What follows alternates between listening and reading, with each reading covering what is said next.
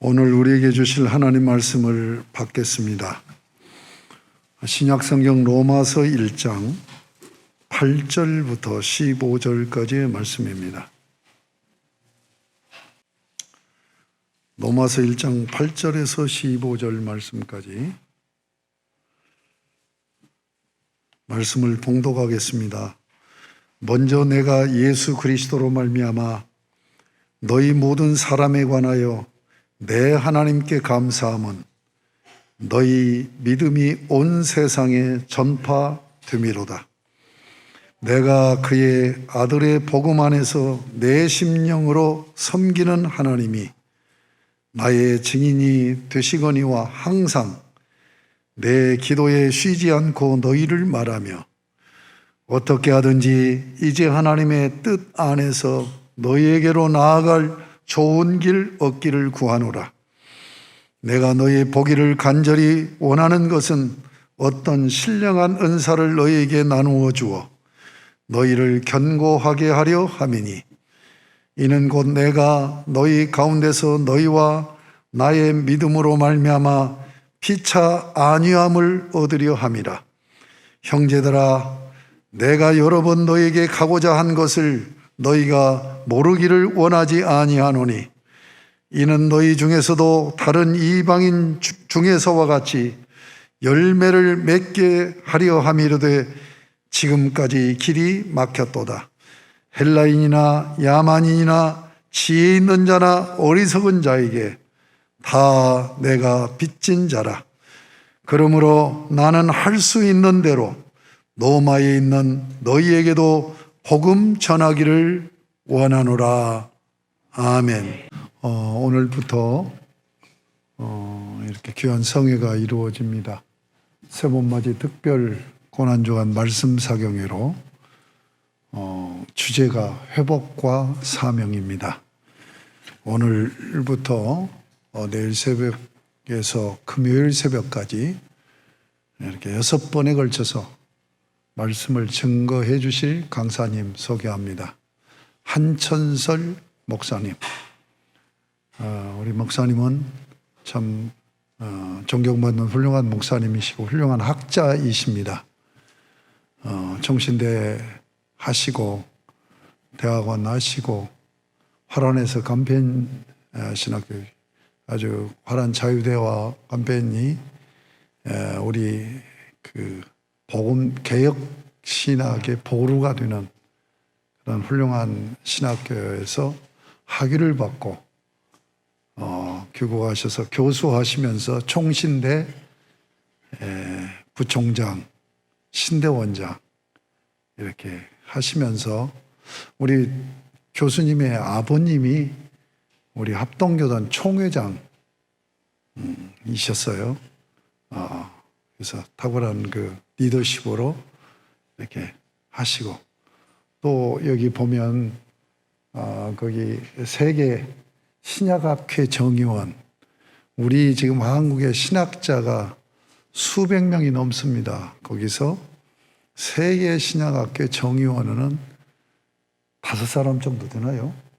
예, 그렇게 되는 아주 훌륭한 신부시고 한국 성경공회 성경 번역위원장도 하시고 제가 제자죠. 강의를 들어서 얼마나 열정이 대단하신지 모릅니다. 그래서 제가 광고해야 된 대로 지난해 신년 집회 모시려고 했다가 코로나 때문에 이번에 모시게 됐습니다. 사모하는 마음으로 여러분들이 말씀 받으시고 정말 큰 은혜를 받는 복된 여러분의 인생에 놀라운 전환점을 이루는 그런 기회가 되실 수 있기를 원합니다. 오늘 말씀의 제목 복음 전하기를 원하노라. 이 본문으로 말씀 주실 때 여러분 크게 은혜 받으시기를 바랍니다. 1962년 만 6세의 나이로 일본으로 건너가서 11세에 최연소로 프로에 입단을 하고 입단한 지 49년 만인 2017년 4월 일본 바둑계 사상 최초로 1500승을 기록한 조치훈이라고 하는 사람이 있습니다. 현재 세계의 바둑계는 한국과 일본과 중국으로 3분되어 있지만 당시에 세계 바둑계는 일본이 최강이라고, 그래서 일본의 챔피언은 세계 챔피언이라고 할 정도로 최고를 구가하고 있었던 시대였습니다. 어려서부터 조치훈의 천재성을 발견했던 그 가족들은 일본으로 유학을 보내기로 결정을 했습니다. 일본에 가면 과자를 마음대로 먹을 수 있고 또 비행기를 타고 간다는 말에 삼촌 조남철 구단의 손에 이끌려서 가슴에 태극기를 달고 일본에 갔던 조치훈은 기타니 문화에서 피나는 훈련을 해서 메이저 타이틀을 75개, 그리고 1500승, 그리고 1983년에는 일본의 최대 메이저 타이틀인 명인과 기성과 본인방을 한 해에 차지하는 그랜드 슬럼을 통해서 대삼관을 전무후무한 기록을 이루고 1996년에 다시 한번 이 기록을 세웠습니다. 조치훈 구단의 기풍은 폭파 전문가라고 할 정도로 상대의 진이 아무리 강하다고 할지라도 그 견고한 진에 파고들어서 자신의 돌을 어떻게든지 살려내는 그러한 공격적인 기풍을 가졌습니다. 한 분야에서 일가를 이룬 사람답게 여러 가지의 어록들을, 유명한 말들을 많이 남겼는데 조치훈 구단이 남긴 어록 중에 한두 가지를 소개하면 다음과 같습니다. 앞으로 나아가다가 도저히 넘을 수 없는 벽을 만나면 나는 그 벽에 손톱 자국이라도 남기고 나와야 된다. 바둑에 진 기사에게 제한 시간이 남아있다는 것을 나는 도무지 이해할 수가 없다. 여기서 제한 시간이라는 것은 한 사람의 기사가 181수의 돌을 놓는 동안에 주어지는 시간입니다. 요즘에 보통 대국은 한 사람에게 3시간의 그 시간을, 속기 바둑인 경우에는 1시간을, 그리고 일본의 메이저 타이틀인 명인이나 기성이나 본인방인 경우에는 한 사람에게 8시간 혹은 9시간의 제한 시간을 두어서 이틀에 걸려서 바둑을 두게 됩니다. 제한 시간이 1시간이든 8시간이건 간에 제한 시간이 끝나면 그 다음부터는 초읽기라는 것을 진행하게 됩니다. 바둑을 주관하는 대국 사회자가 초읽기입니다. 그러면 하나, 둘 해서 1분 60까지를 쉽니다. 그리고 나서 그때까지도 돌을 놓지 못하면 마지막 1분입니다 해서 다시 60을 세게 되고 그때까지도 돌을 놓지 못하면 반칙으로 패하게 되는 것이 바둑의 규칙입니다. 이 조치훈 구단은 항상 초읽기에서 승리를 이끌어내는 그러한 사람으로 알려져 있습니다. 아무리 그 어려운 상황이라고 할지라도 그 초읽기에 몰려서도 초인적인 힘을 발휘해서 승리를 이끌어내는, 그래서 바둑에 진 기사에게 제한 시간이 남아있다는 것을 나는 도무지 이해할 수가 없다. 그러한 말을 남겼습니다. 1956년 6월 20일생인 조치훈 구단은 현재도 한국의 국적을 유지하면서 최연소 입단, 최다승 1590승, 그리고 대삼관을 가진 바둑계의 전설로 남아 있습니다. 또 몇 년 전에는 인공지능 로봇인 딥젠고와 대결을 해서 2대1로 승리하기도 했었습니다. 이러한 한 분야에서 이러한 업적을 남기기 위해서는 피나는 훈련이 아마 필요할 것입니다. 그러나 일본은 어느 나라보다도 텃세가 강한 나라이고 특히 일본의 바둑계는 이방인에게는 곁을 주지 않는 그러한 텃세가 심한 곳으로 알려져 있습니다. 어떻게 이러한 곳에서 이렇게 60여 년 동안 위대한 업적을 남길 수 있었느냐, 이렇게 묻는 기자에게 조치훈 구단은 이렇게 대답했습니다. 목숨을 걸고 바둑을 둔다. 그 후에 이 말은 여러 분야에서 회자되는 말이 되었습니다. 목숨을 걸고 공부를 한다, 목숨을 걸고 운동을 한다, 목숨을 걸고 사업을 한다. 누구나 한 번쯤은 다 써봤을 만한 그러한 유명한 말을 남겼습니다. 조치훈 구단은 말만 이렇게 한 것이 아니라 실제로 그의 삶을 보면 그가 이 바둑에 얼마나 목숨을 걸었는가.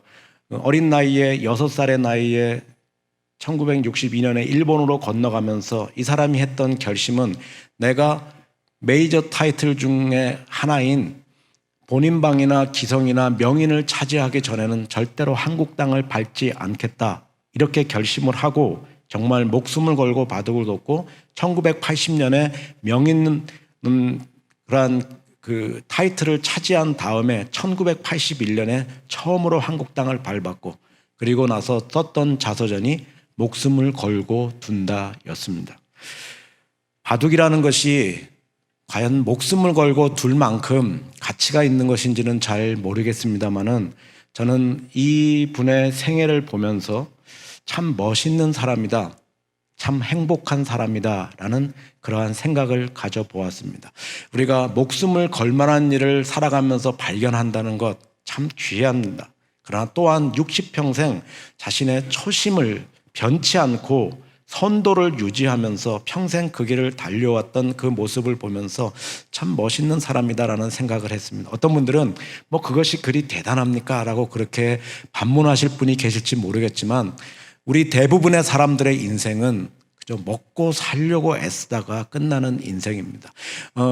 우리 어린아이들은 참 태어날 때 보면, 그리고 어렸을 때 보면 원대한 꿈을 가집니다. 그래서 옛날에 우리 어린아이들, 우리 어른들도 계십니다만 물어보면 앞으로 커서 뭐가 될 거야? 그럼 뭐 대통령, 장군 이렇게 꿈이 원대했었습니다. 그러나 조금 지나면서 요즘 아이들의 꿈은 조금 소박해진 것 같아요. 그래서 과학자, 의사에서 점점 내려와서 이제는 경찰이나 소방관이 되겠다. 그래서 다른 사람을 도와주겠다. 하여튼 어떻든지 간에 우리 모두가 원대한 꿈을 한 번씩 가져봅니다. 그런데 한 사람의 인생은 요즘으로 보면 그 사람이 어떠한 대학을 가느냐를 보면 우리가 대강 그 사람의 인생을 우리가 예견할 수 있습니다. 그리고 대학을 졸업해서 첫 직장을 어떤 직장을 얻는가를 보면 우리가 앞으로 그 사람의 인생이 어떻게 진행될지 대상 예상할 수 있습니다. 그리고 이제 결혼을 해서 가정을 꾸미고 아이들이 태어나면 그 다음에는 원대했던 꿈은 다 사라지고 새벽부터 밤늦게까지 이마에서 땀이 흐르도록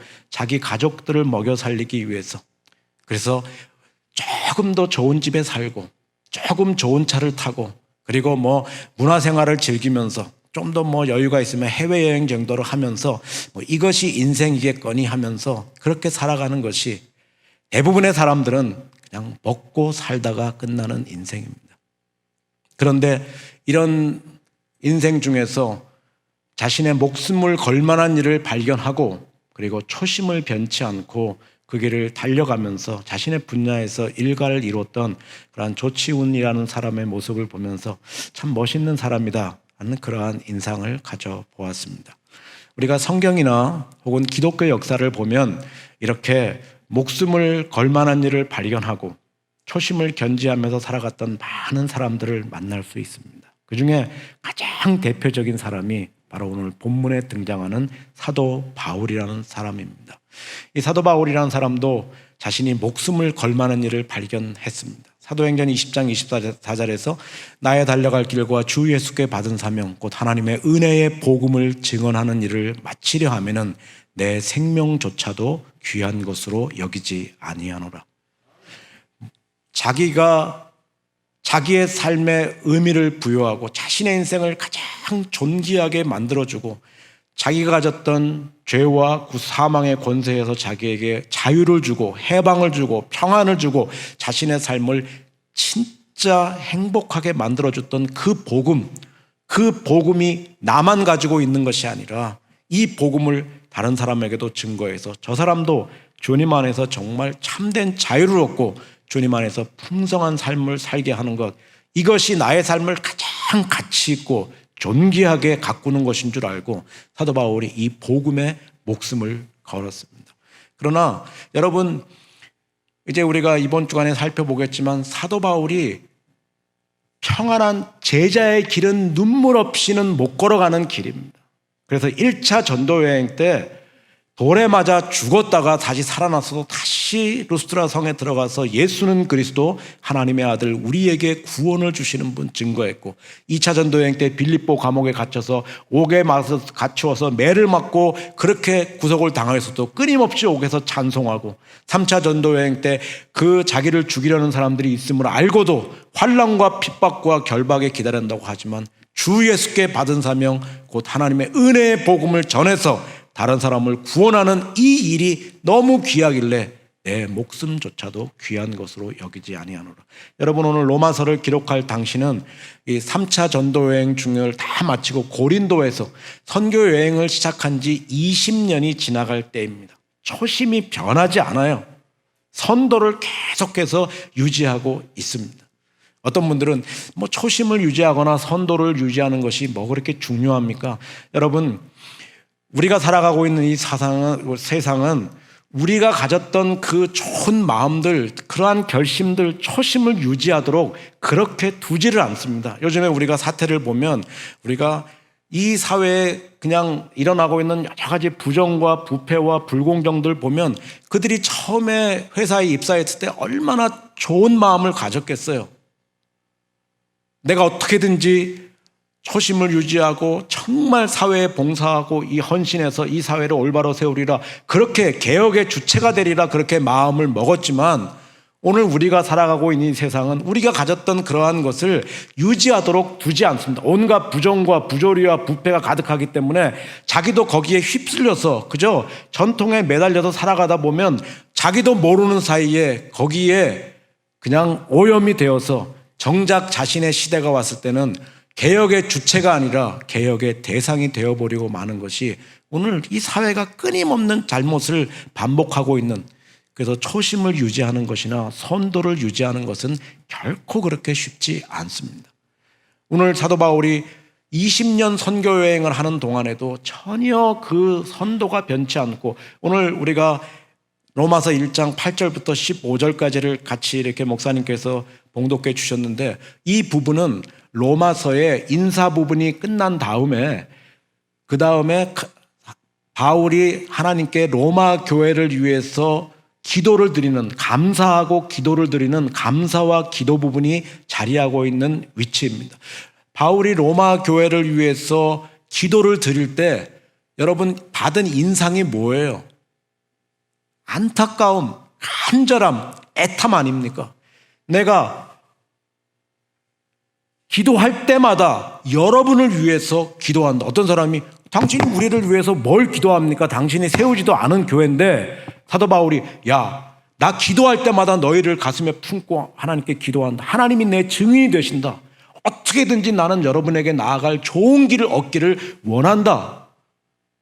그리고 내가 할 수 있는 대로 너희들에게 가기를 원한다. 그리고 나는 너희들에게 가서 간절히 너희를 보기를 원하는데 가면 너희들에게 신령한 은사를 나눠줘서 너희를 견고히 세우기를 원한다. 내가 여러분 너희들이 모르기를 원치 않냐는데 나는 여러분에게 빚진 자다. 나는 할 수 있는 대로 로마에 있는 너희에게도 복음 전하기를 원하노라. 기도에서 절절히 사도 바울이 로마 교회를 위한 안타까움이 있어요. 로마 교회를 위한 애탐이 있어요. 간절함이 있습니다. 어떻게든지 로마 교회를 든든히 세우고자 하는 초심이 변치 않고 있어요. 근데 여러분, 처음부터 바울이 이랬던 거 아니잖아요. 사도 바울이 처음에 복음을 들었어요. 근데 처음에 복음을 들었을 때 복음을 부끄러워했어요. 이 땅에 십자가에 저주받은 자, 달린 저주받은 자, 인간 예수를 하나님의 아들로 증거하는 기독교의 복음, 이것은 블라스페미, 이것은 신성 모독이었어요. 도무지 자기가 이거 참아낼 수 없어서 스데반을 잡아 죽이는데 앞장서고 예수 믿는 자들을 때리고 옥에 가두고 그들을 핍박하고, 심지어는 이웃나라 시리아 다메섹에까지 가서 예수 믿는 자들을 핍박하려고까지 박해자였어요.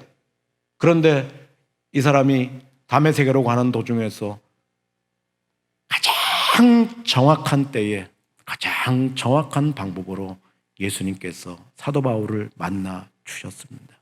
그래서 그의 눈을 열어주시고 오늘 자기가 핍박하던 그 예수는 이 땅에 오신 하나님, 자기 죄 때문이 아니라 우리 죄 때문에 자신의 몸을 다 찢어서 오늘 우리 죄를 위해서, 우리를 구원하기 위해서, 죄는 우리가 범했음에도 불구하고 그 모든 대가를 다 하나님이 치러주시고 오늘 우리가 아직 죄인 되었을 때에 그리스도께서 우리를 위해서 죽으심으로 하나님께서 우리에게 대한 자신의 사랑을 확증하실 정도로 그렇게까지 우리를 사랑하셔서 오늘 그분은 우리의 죄를 위한 속죄제물이 되시고 하나님과 우리 사이에 막힌 담을 허시는 화목제물이 되시고 우리를 위한 희생제물 되시어서 다시 하나님과 우리가 연결되게 하시고 오늘 우리로 하여금 다시 한번 생명을 얻게 하시는 오늘 이 땅에 오신 하나님인 것을 그가 깨닫게 되었어요.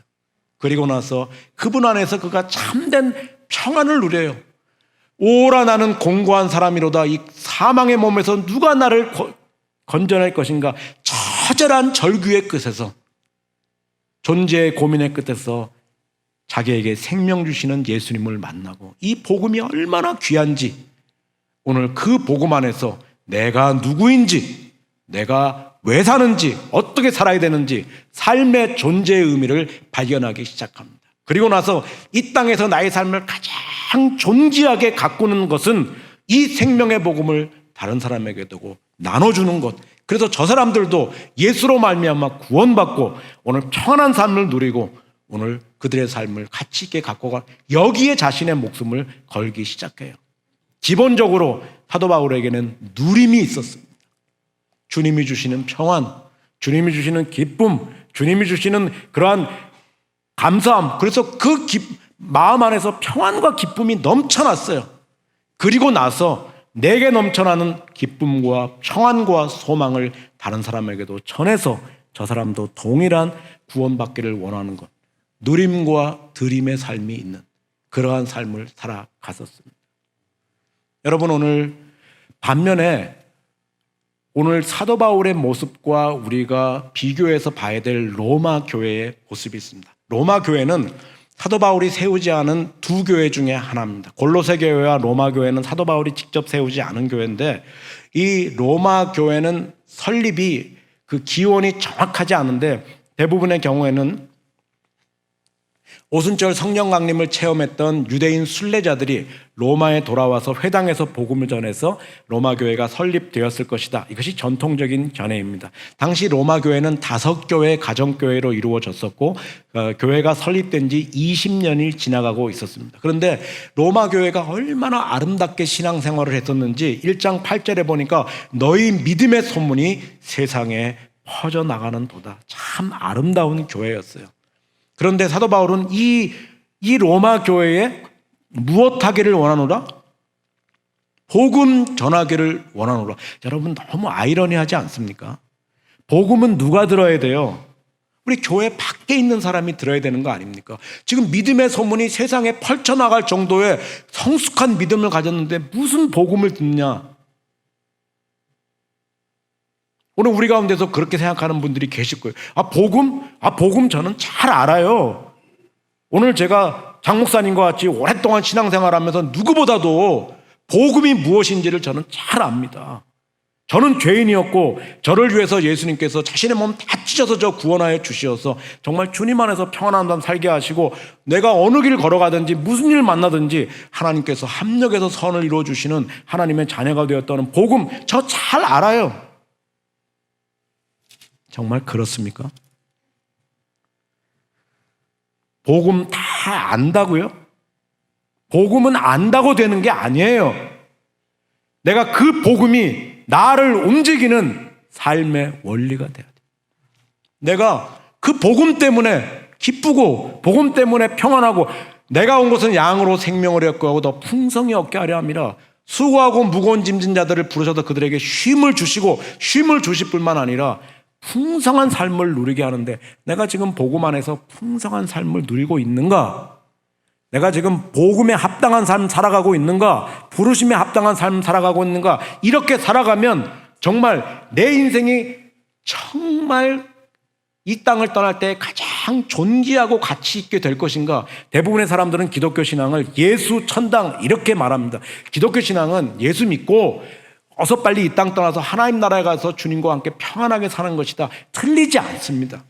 그러나 더 중요한 것은 기독교 신앙은 내가 누군지를 알기 때문에 내 생명이 왜 연장되는지를 알기 때문에 그래서 어떻게 살아야 되는지를 알기 때문에 내 인생을 가장 가치 있고 존귀하게 만들 수 있는 것이 무엇이냐? 그게 복음이에요.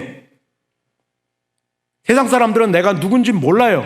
그래서 자기만을 위해 살아가면서 다른 사람 다 해치고 이 땅을 망치면서 살아가지만 우리는 하나님께로부터 와서 하나님께로 돌아가야 될 존재들이기 때문에 오늘 하나님 나라에 가서 평안한 삶을 누리는 것도 존재하지만 왜 나를 이 땅에 보내시고 때를 따라 돕는 은혜를 내려주시고 은혜의 보좌 앞에 나아가게 하시고 왜 우리와 함께 하시는지를 깨닫고 오늘 어렵지만 힘들지만 부르신 자리에서 만나는 사람들에게 오늘 예수님처럼 대해서 그들에게 생명을 나눠주고 그들에게 소망을 나눠주고 그들도 주님 앞으로 나아갈 수 있도록 그렇게 만드는 것이 나의 삶을 가장 가치 있게 만드는 것이고 가장 존귀 있게 세우는 것입니다. 그래서 복음을 안다고 되는 것이 아니라 내가 지금 그러한 삶, 목숨을 걸 만한 일을 발견했는데 부르신 자리에서 내가 학생이든 직장인이든 주부든 내가 그 관계에서 그러한 삶을 살아가고 있느냐. 그렇지 못할 때 다시 우리는 복음 들어야 됩니다. 왜? 복음 듣지 않으면, 계속해서 복음 듣지 않으면 우리는 변질되게 되어 있습니다. 여기는 누구도 예외가 없어요. 저 같은 목사도 예외가 없습니다. 여러분, 실제로 로마 교회가 어떻게 되어가고 있었어요? 여러분, 로마 교회는 기본적으로 아름다운 교회입니다. 믿음이 성숙한 교회예요. 훌륭한 교회예요. 정말 칭찬받는 교회였습니다. 그러나 이 땅에 존재하는 모든 유형 교회들은 다 부족합니다. 다 연약한 점이 있어요. 로마 교회의 문제가 무엇이었습니까? 14장부터 넘어가면서 로마 교회는 무슨 문제를 가지고 있었냐면 음식 먹는 문제를 가지고 유대 그리스도인들과 이방 그리스도인들 사이에 다툼이 있었어요. 그래서 음식을 먹지 못하는 자들은 음식을 마음껏 먹는 사람, 이방 음식을 마음껏 먹는 사람들을 비판했어요. 너희가 어떻게 그렇게 할 수 있느냐. 반면에 이방 그리스도인들은 너희가 믿음이 없어 그런 것이다. 하나님이 모든 것이 다 깨끗하다고 하셨고 입에서 나오는 것이 더러운 것이지 입으로 들어가는 것은 깨끗하다고 그런 것. 너희가 믿음이 없어서 그런 것이다. 유대 그리스도인들은 업신여겼어요. 그래서 교회 안에서, 공동체 안에서 서로 음식 먹는 문제를 가지고 상처를 입히고 있었습니다. 여러분, 믿음이 없는 게 아니에요. 신앙이 없는 게 아니에요. 열심이 없는 게 아니에요. 열심이 있었긴데 그 열심이 잘못된 열심으로 인해서 지금 뭐 하고 있어요? 공동체 안에서 씻을 수 없는 상처들을 서로에게 입혔습니다. 여러분, 공동체 안에서의 받는 상처는 이것은 잘 회복되기 어렵습니다. 왜냐하면 기대하는 바가 있기 때문에요. 저분이 권사님이니까, 저분이 장로님이니까, 저분이 집사님이니까, 저분이 기도 열심히 하니까 우리가 기대하는 게 있어요. 그런데 그분이 행동은 뭐예요? 말로 사람을 죽이고 말로 비판하고 판단하고 헤아리고 그 상처를 받게 되면 회복이 어려워요. 지금 로마 교회가 그런 상황에 빠져 있었어요. 뭐 갖고? 음식 먹는 문제를 가지고. 실제로 여러분, 로마 교회는 무슨 문제가 생겼냐면 기본적으로 로마 교회의 머저리티는, 주인들은 누구였냐면, 주축들은 누구였냐면은 그 유대 그리스도인들이 로마 교회의 주축이었습니다. 그리고 이방 그리스도인들이 같이 예배에 참석했었기 때문에, 근데 이 메인이었던 주축 세력이었던 유대 그리스도인들이 49년 클라우디우스 칙령에 의해서 유대인들이 로마에서 다 추방을 당해요. 그래서 아굴라와 브리스길라 같은 부부들은 고린도에 살았고 많은 사람들이 16장에 나오는 사람들이 다 추방되었다가 돌아온 사람들입니다. 그렇게 되다 보니까 그 빈자리를 누가 차지했어요? 이방 그리스도인들이 다 차지했었습니다. 그런데 54년 네로의 칙령에 의해서 한 7, 8년 후에 다시 유대 그리스도인들이 로마로 돌아왔습니다. 그러자 어떤 일이 벌어졌을까요? 하늘교회 잘 그렇게 하잖아요. 이방 그리스도인들이 어떻게 했어요? 자리를 다 내줬어요. 자, 어서 오십시오. 우리 형제자매들. 자, 이제 우리는 그동안에 했었으니까 당신들 자리를 차지하십시오. 그랬을까요?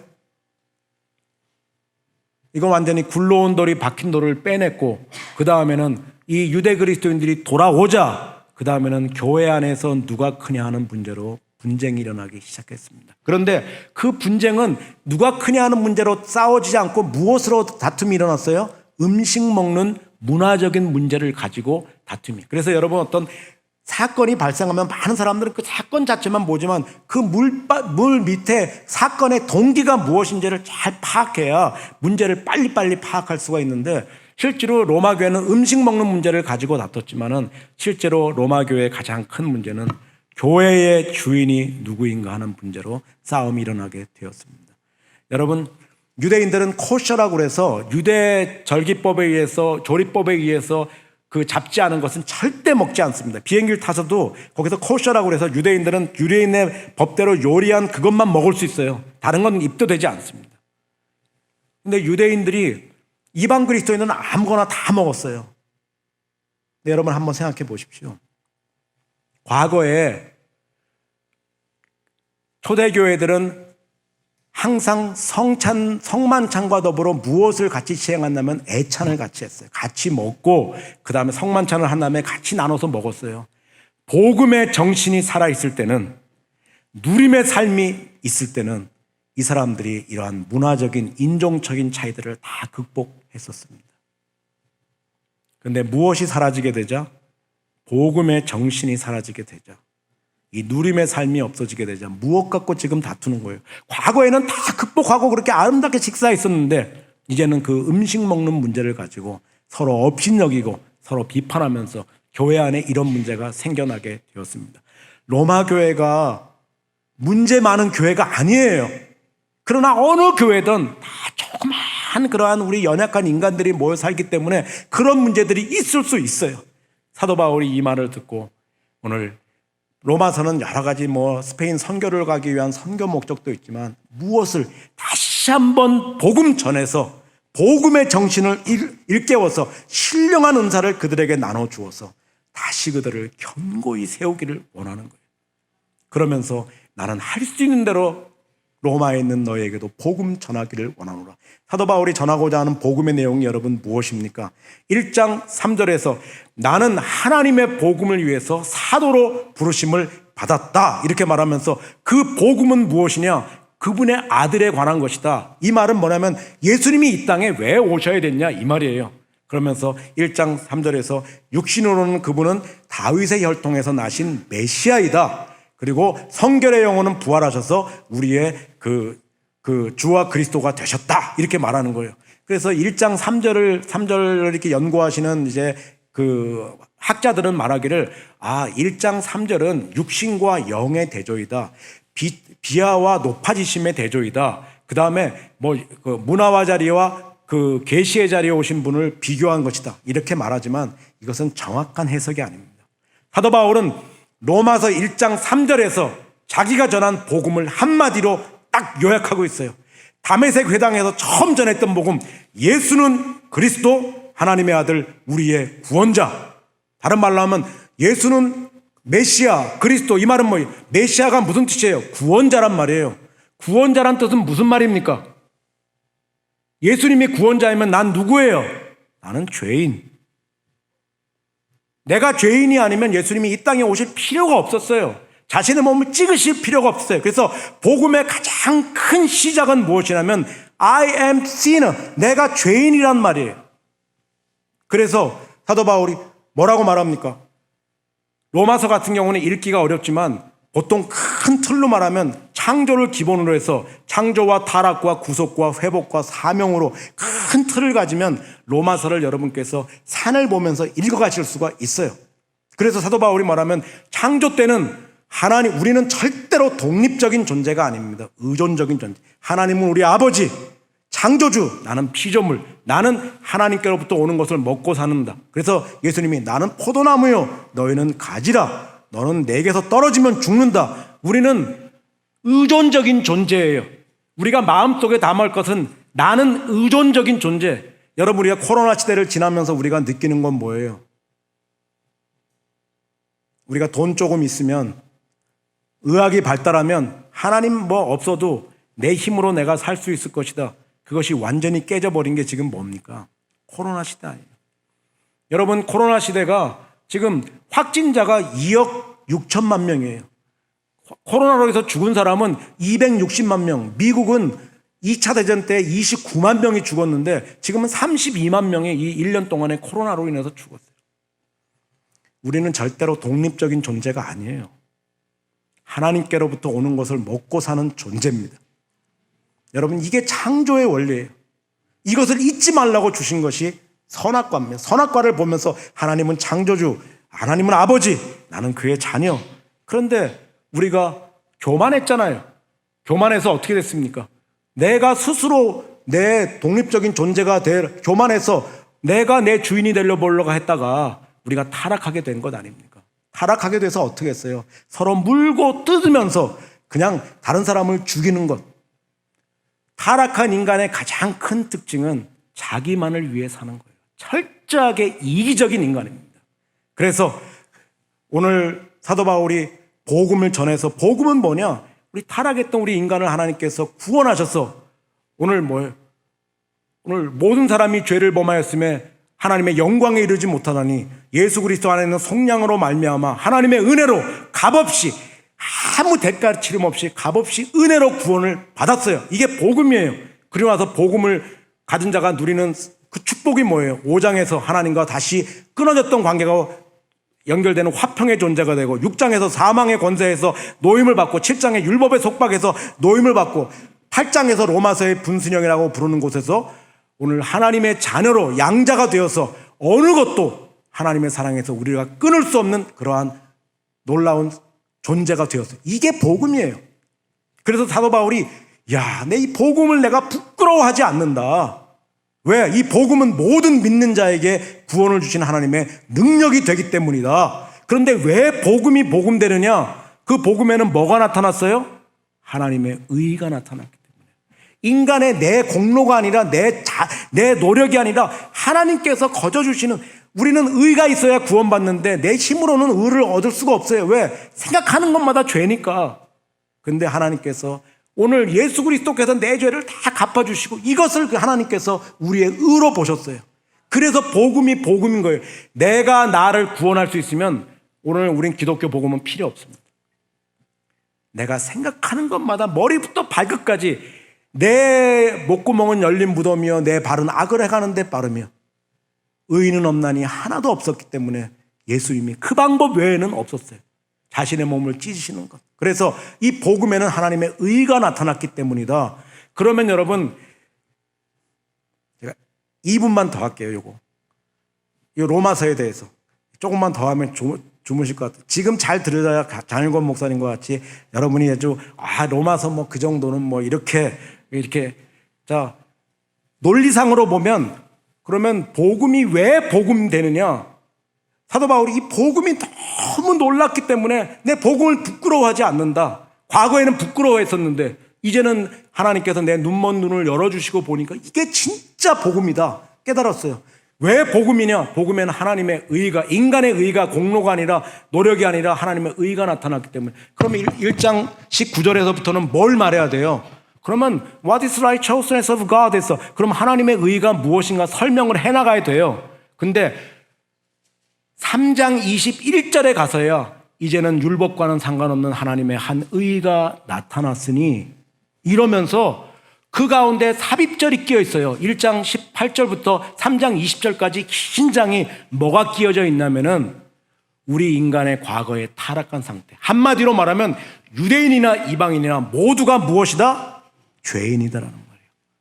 이게 복음의 시작이에요. 내가 죄인이라는 것. 그래서 우리는 늘 복음에서 예수님은 구원자 감사합니다 하지만은 내가 누구인 걸 자꾸 잃어버려요. 내가 죄인인 걸. 복음의 정신의 시작은 뭐냐면 내가 죄인이에요. 복음이 필요한 사람은 누구예요? 나예요. 내가 공격하는 저 사람이 아니라 복음이 필요한 사람은 나라고요. 로마 교회는 지금 그걸 잃어버리고 있어요. 복음이 필요한 사람이 누구인가 하는 것을. 당신은 죄인입니다라는 말을 들을 때 우리의 가슴을 침이 없으면 우리는 다시 복음 들어야 돼요. 그래서 사도 바울이 사도행전에서 3차 행전 마치고 밀레도에서 나온 장로들에게 설교하기 전에 사도행전 20장 21절에서 뭐라고 말해요? 나는 여태까지 너희가 하나님께 대한 믿음을 전파했다. 이렇게 말하기 전에 하나님께 대한 회개와 예수 그리스도에 대한 믿음을 전파했다. 이게 사도 바울의 복음의 전체예요. 복음에는 뭐가 들어가야 돼요? 회개가 들어가야 돼요. 오늘 우리 한국교회에서 사라진 게 뭐예요? 회개가 사라지는 거예요. 그저 나처럼만 살면, 그저 이 정도 신앙생활 하면, 이 정도 하면, that's enough. 이 정도면 된 거지. 나 복음 다 알아요. 교회 생활 이 정도 하면 된 것이지. 정말 그렇습니까? 여러분, 오늘 우리 가정에 문제 있어요? 오늘 직장에 문제가 있습니까? 내 이웃과의 관계에 문제 있어요? 오늘 교회 안에서 다른 성도님들과 의 관계에 문제 있습니까? 원인이 뭐예요? 그 사람에게 문제가 있을 수 있어요. 그러나 오늘 내가 복음의 정신이 충만하고 내가 주님 안에서 풍성한 삶 누리면 내가 음식 먹는 문제 다 받아들일 수 있어요. 비판하지 않고 업신여기지 않고 그렇게 다투지 않고 내가 기본적으로 기독교 신앙의 출발점은 내가 죄인이라는 거예요. 그리고 주님 안에서 누린 다음에는 그 다음에 드림의 삶은 자기를 부인하는 거예요. 나만 위해 살던 삶의 종지부를 찍고 자기를 부인하고 자기 십자가를 지고 걸어가는 거예요. 이 제자의 길은 눈물 없이 못 가는 길입니다. 오늘 로마 교회가 뭐가 없어졌어요? 복음의 정신이 사라지니까 뭐가 없어져요? 자기 부인이 없어져요. 자기 자랑이 그래서 자기를 기쁘게 하는 거예요. 그래서 로마서 15장에 가면은 뭐라고 말해요? 너희를 기쁘게 하지 말고 너 다른 사람을 기쁘게 하라. 그리스도께서 피 흘려 값주고 사신 내 형제를 뭘로 많게 하지 말라? 식물로 많게 하지 말라. 여러분, 오늘 우리 한올교회가 또한 직분자들을 세우고 그렇게 하기 위해서 하나님 앞에서 늘 지금 기도하고 그렇게 하고 있는, 준비하고 있는 가운데 직분자들은 뭐예요? 직분자들은 다른 사람의 영혼을 돕는 자들이에요. 다른 사람의 영혼을 책임지는 자예요. 그렇게 하기 위해서는 나 하나 제대로 서지 못하면, 내가 복음의 정신이 충만하지 않으면, 내가 누리지 않으면 다른 사람을 섬긴다는 것, 이거는 가짜밖에 안 돼요. 연기밖에 안 되는 거예요. 내가 복음 안에서 충만한 삶이 없는데, 내 예배당 들어올 때 행복하지 않은데, 신앙생활이 무거운 굴레와 짐으로 남아있는데 무슨 다른 사람을 돕고 다른 사람을 세워주고, 그렇게 안 되니까 뭐 하는 거예요? 연기하는 거예요. 여러분, 기도하셔야 돼요. 다시 한번 이 복음으로 주님 제가 회복될 수 있도록, 제가 정말 선도를 유지하고 있는지, 제가 정말 초심을 변치 않고 주님과의 첫사랑, 여러분 신앙생활은 부침이 너무 심합니다. 지금 여러분 이 코로나 시대 살아가면서 얼마나 힘들어요. 여러분 뭐 조금 형편이 뭐 좀 아이템이 괜찮은 분도 있지만 대부분의 사람들은 정말 사망의 음침한 골짜기를 걸어가요. 하루아침을 모를 수 있는, 교회 안에서도 정말 도움이 필요한 사람들이 많이 있어요. 신앙생활은 하나님을 공경하고 사람들을 사랑하는 거예요. 이웃을 사랑하는 거예요. 이웃이 누구예요? 지금 나의 도움이 필요한 사람이 내 이웃이에요. 그 사람은 내 남편일 수도 있고, 내 아내일 수도 있고, 내 자녀일 수도 있고, 내 같은 성도님일 수도 있고, 교회 안에서 지금 기도가 필요할 뿐만 아니라 물질적으로도 어려움을 당하는 사람 얼마나 많이 있습니까? 여러분, 우리가 그들을 세우지는 못할 망정, 같이 울지 못할 망정, 조금이라도 돕지를 못할 망정, 그들을 많게 해서는 되지 않아요. 내가 주님 안에서 올바로 서지 못하면 복음의 정신으로, 주님, 다른 사람의 허물이 볼 때마다 주님, 저 죄인이에요. 정말 저 같은 거 구원해 주셨는데 제가 저 사람을 위해서 내가 스스로 종되는 삶, 내가 자유하였으나 스스로 종이 되었나니 이는 모든 사람의 생명을 얻고자 합니다. 직분자들은 다른 사람의 생명에 대해서 책임의식을 가져야 돼요. 안타까움을 가지는 자, 그게 직분자들의 출발이에요. 저는 방배동에 사는데 저희 집 뒤에 가면 예술의 전당에 우면산이 있습니다. 그래서 아주 산책하기 좋은데, 거기 살면서 우면산을 이용 못하면 아주 그걸 하지 못하는 거다 하는데, 저는 게을러서 이제 자주 못 가는데 이제 가끔씩 한번 가보면 정말 자기를 위해서, 자기 몸을 건강을 위해서 노력하는 사람들이 많이 있어요.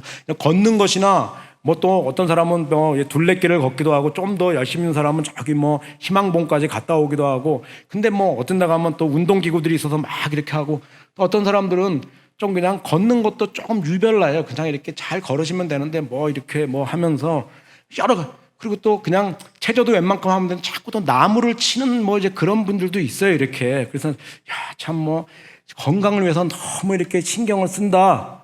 또 헬스클럽에 가서도 자신의 몸을 위해서, 또 여자분들은 또 뭐예요? 우리 겉사람을 가꾸기 위해서 엄청. 그래서 여러분 한우리 교회는 어떤 화장품을 사용하시는지 잘 모르겠어요. 근데 요즘은 우리가 여행을 잘 못 가서 그런데, 우리가 면세점에 가면은 가서는 안 될 화장품 코너가 하나가 있습니다. 라프렐이라고 하는 데가 있어요. 그래서 저는 여러분들이 SK2 정도 가면 일본 거긴 하지만 이렇게 그 마스크 팩이 있는데 한 장에 뭐 한 10불 정도. 그렇게 하니까 10개 들은 게 그게 100불입니다. 그러니까 마스크 이제 500원짜리가 아니라 하나에 11,000원씩 이렇게 한 번 바르고 버리는 게 11,000원이에요.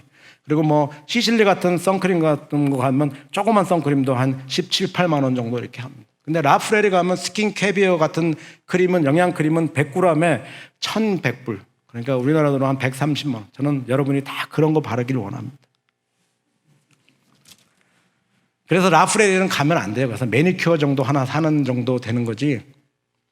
참 우리가 겉사람을 위해서는 그렇게 신경을 쓰는데, 그리고 또 우리의 건강, 정말 내 속사람을 위해서는 얼만큼 내가 지금 잘 살고 있는 건지, 내가 신앙생활 잘 하고 있는 건지, 내가 직분 잘 감당하고 있는 건지, 나 하나님께서 목숨을 걸 만한 일을 발견하게 해주셨는데 내 그런 삶 살고 있는지. 거울 보시잖아요. 거울 볼 때마다 늘 물으셔야 돼요. 잘 살고 있는 거지?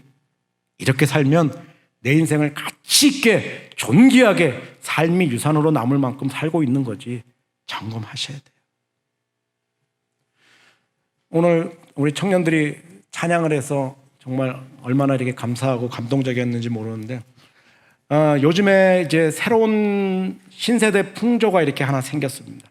과거에는 우리가 음식점을 가거나 혹은 이렇게 카페 같은 데 가면 이제 기도하고 그다음부터는 장유유서라고 그래서 어른들이 먼저 이렇게 식사를 하시면 이렇게 됐었어요. 그리고 어른들이 먼저 수저를 드시면 그다음엔 이제 아이들도 같이 먹고 이제 그렇게 하면 되는데, 요즘에는 그렇게 하시면 큰일 납니다. 요즘 이제 맛있는 음식점에 가서 좋은 맛있는 음식이 나오거나 아니면 이제 디저트 그런 데 가서 뭐 이렇게 그 디저트 케이크 같은 게 나오면 한 가지 행사를 하기 전에는 절대로 드시면 안 됩니다. 무엇을 먼저 해야 돼요? 사진 찍어야죠, 사진. 먼저 사진을 찍어야 됩니다. 사진을 찍고, 그 다음에 이제 우리 조카나 손자들이나 뭐 이렇게 해서 아들들이나 이제 드셔도 됩니다. 생각보다 길어요, 그 찍는 시간이. 그래서 그 사진 왜 찍어요? 여러분 사진 왜 찍습니까, 그거? 두 가지지. 자랑하려고. 나 이런 데 왔어. 지금 우리 가족들하고 이런 데 와서 이렇게 맛있는 음식, 또 이렇게 뭐 이렇게 티라미슈도 보니까 이제 디저트인데 아주 페트라치가 아주 맛있게 해놨네. 이거 엄청 맛있어 보여. 지금 자랑하는 거예요. 또 하나는 뭐예요? 알리고 싶은 거예요. 안타까워. 너도 한번 와봐라, 저기 권성구에 있는 어느 식당인데 여기 한번 와봐라. 여기 진짜 맛있다. 애가 타요. 안타까워요. 그 케이크 한 조각을 알리지 못해서, 그 음식점을 알리지 못해서. 나 때문에 다른 사람의 영혼이 무너져 내릴 때 여러분 얼마나 안타까워하셨어요. 내 직장 동료들 하나님께서 나에게 맡겨주셨는데 그들을 하나님 앞으로 이끌어내기 위해서 그들의 영혼에 대해서 얼마나 안타까움 가지시고, 적어도 우리가 그들에게 입을 열어 복음을 전가하지 못하지만 그들이 볼 때, 저 사람 정말 기대할 만한 사람이구나. 정말 내가 어려움이 있을 때 한 번 가서 의논하고 싶은 사람이구나. 우리가 정말 우리의 삶을 어떻게 갖고 왔고, 또한 복음 안에서 지금 어떠한 삶을 살아가고 있는지 한번 잘 점검하는 기간이 되었으면 정말 좋겠습니다. 기독교는 생명의 종교입니다. 하나님께서 왜 벌레만도 못한 우리들을 구원하셔서 우리의 생명 주시고, 또한 삶의 의미를 부여하시고 내 생명을 왜 연장시키시고 이 어려운 때를 지금 살아가게 하십니까? 세상 망치라고?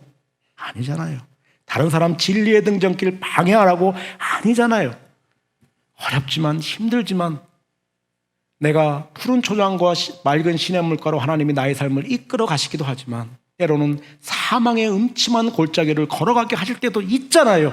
그러나 그래도 그 자리에도 주의 지팡이와 막대기가 나를 지키셔서 결과적으로는 합력해서 선을 이루시고 더 좋은 것으로 채워주시잖아요. 더 믿음 발휘하고 더 용기를 발휘하고 더 하나님께 기도하고 더 기도의 끈을 하나님께 땡겨서 하나님 내 이 풍랑이 일어나이다 주 앞에 더 빨리 갈 수 있도록 다른 사람 어떻게 살아가든지 더 믿음 발휘하게 하시고, 더 기도하게 하시고, 더 용기 있게 하시고, 주님 더 하나님 의지하게 하시어서 저 제 힘으로는 못 살아가는 존재입니다. 하나님 저 도와주셔야 되는데 내 아버지 저 좀 도와주세요. 이 어려움 지나갈 수 있도록. 그래서 제가 울면서 걸어가는 그 모습이 다른 사람에게 메시지가 되어서 오늘 내 자녀들이 주 앞에 나오게 하시고, 내 남편과 아내가, 가족들이, 그리고 직장 동료들이 주님 앞에서 구원받는 일이 일어날 수 있도록 주님 저를 좀 도와주세요. 이게 오늘 우리의 기도 제목 되고, 오늘 우리가 하나님 앞에서 다시 한번 회복해야 될, 그래서 그러한 모습이 아닌가. 이번 6일간의 기간 동안에 하나님 우리에게 은혜 주시어서 우리가 다시 한번 나 자신을 잘 돌아보고, 오늘 우리가 사망의 음침한 골짜기를 걸어가는 이 어려운 시대에 주의 은혜로 다시 한번 회복되는 놀라운 역사가 있기를 주의 이름으로 축원합니다. 기도드리시겠습니다. 살아계신 하나님 아버지, 세상 사람들은 자신들이 어디서부터 와서 어디로 가는지, 그리고 무엇 때문에 세상을 다녀가는지를 모르기 때문에 배로 하나님을 삼고 부끄러움으로 영광을 삼으며 이 땅을 망치는 그러한 삶 살아가지만, 우리는 하나님께로부터 와서 때가 되면 다시 하나님께로 돌아가야 될 존재들입니다. 이 땅을 다녀가는 이유를 분명히 아는 사람들을 답게 힘들지만 어렵지만 복음의 정신을 회복한 생명의 삶 살아갈 수 있도록 주님 저희를 도와주시옵소서.